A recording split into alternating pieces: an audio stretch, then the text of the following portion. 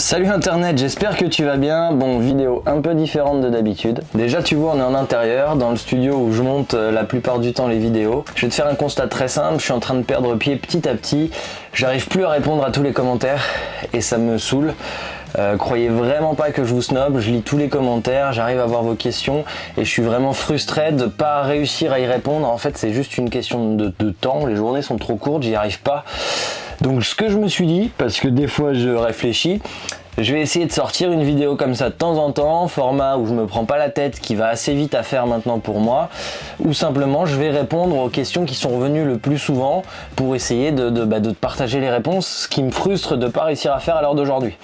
Donc t'attends pas des images de moto, etc. On va juste parler et je vais essayer de répondre à tes questions.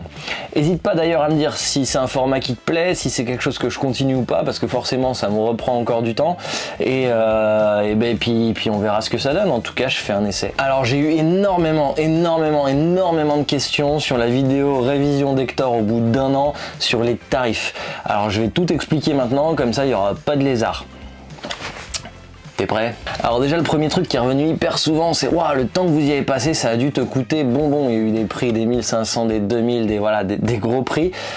Je te redis quelque chose internet, pour que t'aies 15-20 minutes de vidéo tous les dimanches matins, ce sont des heures et des heures et des heures de travail. Donc encore une fois, là la vidéo qui dure une vingtaine de minutes avec Toby et Motosud Évasion, d'ailleurs je les remercie encore énormément de m'aider à faire ça parce que ça leur prend énormément de temps. Jamais dans la vraie vie, si Toby il travaille tout seul, il passe autant de temps sur ma moto. C'est parce que là, pour filmer la vidéo, pour que tu puisses avoir les images que tu as, il faut du temps, il faut que je refasse des prix, je lui dis ah tiens tu peux refermer, tu peux rouvrir, enfin voilà, ça prend vraiment de temps. Donc je vais essayer de te partager les prix TTC client sans remise. Bien entendu, encore une fois je remercie tous les partenaires, je paye un peu moins cher que ce que je vais t'annoncer parce qu'ils m'aident et heureusement, merci infiniment à eux, à Motosud Évasion, à All-in. Je vais aussi te dire les prix des révisions des amortos que j'ai eu. Donc voilà, on commence. La révision des 20 000. D'accord, donc celle qu'on a faite, ça coûte 450 €, tout compris. Ok, l'embrayage qu'on a dû changer, j'ai acheté uniquement les disques. Donc acheter uniquement les disques, ça vaut 336 €.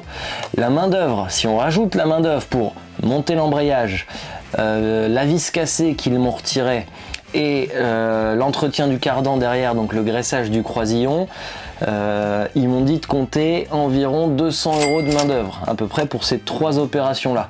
Le soufflet que j'ai dû changer sur le cardan, il coûte 45,15 €. Donc en gros je te laisse faire tout le calcul que je n'ai pas fait. Donc on en arrive à la maudite somme de 1031,15 € pour tout ce qu'on a fait. Prix client, normal, sans remise. Comme je te l'ai dit, ce qui nous a pris énormément de temps, c'est la vidéo. BMW m'a dit qu'en gros ça, une révision comme ça avec tout ce qu'on a fait, c'était 4h30 à 5 heures de main d'œuvre à peu près. Et si je rajoute à ça la révision des amortos All-in, j'essaierai de te faire une vidéo à l'occasion sur le sujet. J'ai pas eu le temps d'aller chez eux pour le faire.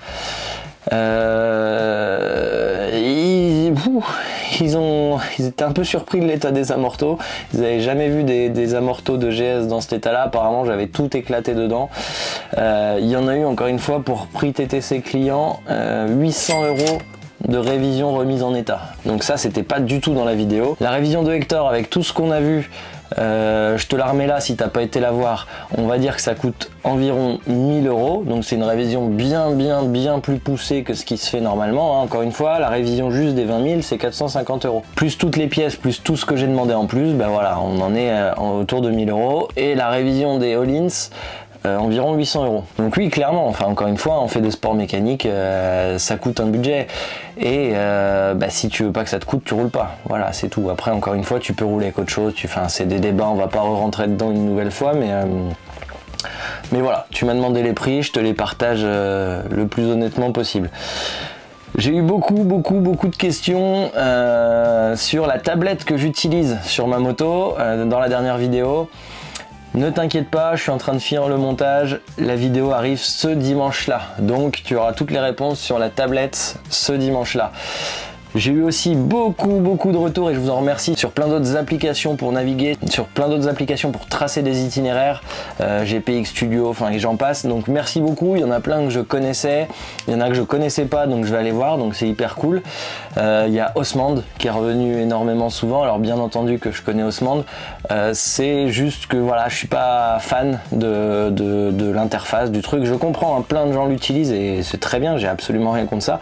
Juste moi j'ai du mal avec Osmand, donc c'est vrai que c'est quelque chose que je me suis jamais vraiment servi parce que quand j'ai essayé ça marchait pas et voilà c'est tout. Donc il faudrait peut-être que je recreuse le truc, mais en tous les cas là j'ai une autre façon de faire que je trouve très efficace et ça je t'en parle dans la vidéo de dimanche. J'ai beaucoup de choses aussi qui sont revenues dans les vidéos précédentes sur les pneus. Vous m'avez posé beaucoup de questions sur mes pneumatiques. Ne confondez pas les Pirelli Scorpion Rally et les Pirelli Scorpion Rally STR. Je vais te dire un truc très simple, STR ça veut dire street, donc Pirelli Scorpion Rally STR c'est Scorpion Rally Street, donc c'est des pneus qui sont 70-30, 80-20, je sais même plus exactement. Ceux que j'ai sur Hector, ce sont vraiment les Pirelli Scorpion Rally. Et n'aie pas peur de la photo quand tu vas tomber sur internet en tapant Pirelli Scorpion Rally, tu vas tomber sur une photo de pneus avec une roue de 21 devant. Le dessin du Pirelli Scorpion Rally avec une roue de 21 n'est absolument pas le même que le dessin que j'ai sur Hector. Et c'est ça qui amène la confusion, je pense. Donc je te le reprécise très bien. Les pneus que j'ai montés sur Hector et dont je suis totalement amoureux, ce sont bien les Pirelli Scorpion Rally tout court. Ok ? D'ailleurs, j'en profite au passage pour te préciser ça. Pour tous ceux qui viennent faire des stages avec moi, je peux vous fournir les pneus, je peux les revendre maintenant, merci Pirelli. Et je peux aussi t'apprendre à les monter. Donc ça, c'est aussi cool. Donc n'hésite pas, si tu viens faire un stage et que ça t'intéresse, demande-moi-le, on pourra le faire. Le seul truc, c'est qu'encore une fois, ça prend du temps et le temps qu'on fait ça, on roule pas. Donc voilà, c'est des questions de choix, c'est tout. Il n'y a pas de bien, il n'y a pas de mal. Et autre petite info que je te mets là aussi, maintenant qu'on parle un peu produits et revente, j'ai enfin créé un spécial pack avec Lone Rider.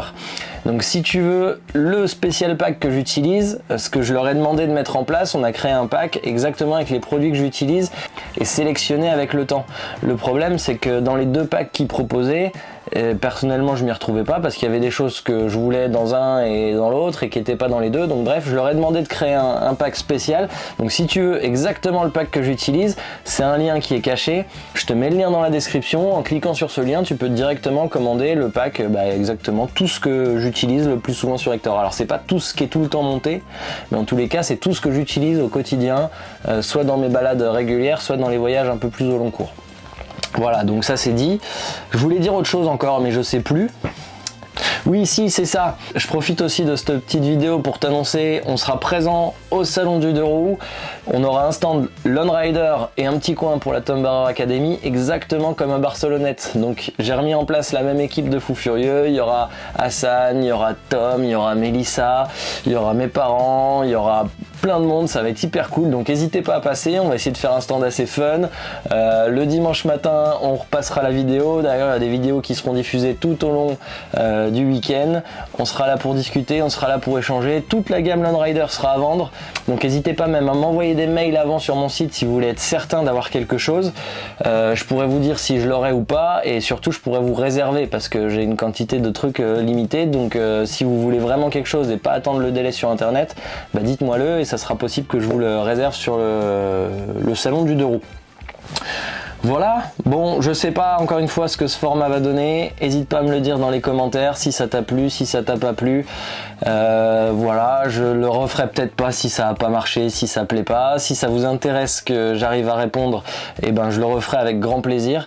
Encore une fois, c'est la solution que j'ai trouvée parce que répondre sur le clavier, en fait, j'y arrive pas. Il y a beaucoup de questions qui sont redondantes, alors ça me dérange de pas vous répondre personnellement à chacun.